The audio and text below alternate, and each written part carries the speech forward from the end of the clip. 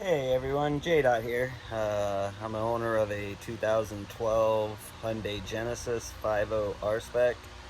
I've been having some issues with it since I got it. The newest issue was it not wanting to start. See, a lot of you guys are having the same problem. It'll turn over. You hit the button, it will turn over. It just won't start. Sometimes it sounds like it wants to.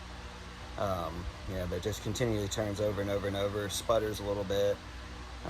And then when it does start, it'll run just fine until you shut it back off. Sometimes it'll start back up, sometimes it won't. It has left me stranded in traffic before, shut off. I was just sitting at a stoplight, wouldn't turn on for 10 minutes.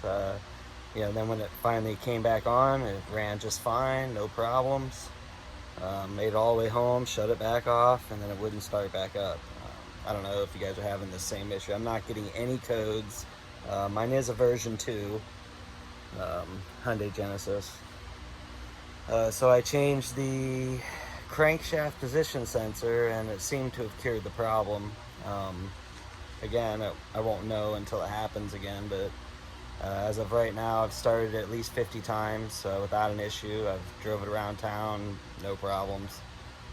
So if you're experiencing hard start or no start or stalls, periodic, again, no codes. I've ran code readers several times, nothing at all.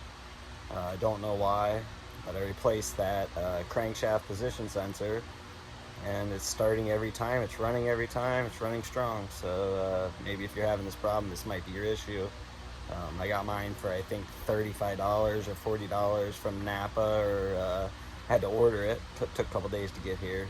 The only thing I noticed is the new one has a slightly shorter cord than the old one, so the retaining clip does not work. You just got to leave it kind of hang there, but it's on the engine or on the transmission bell housing. So it's not in the way of anything, just dangling there. It's working just fine. So that's it. Again, if you guys are having that issue, that might be a spot you'd want to try out. Again, it's fairly inexpensive. If it was $200 or $300, I'd probably say maybe take it somewhere and have it diagnosed. But as for me, it seems to be cured. I will keep you guys updated. Thank you.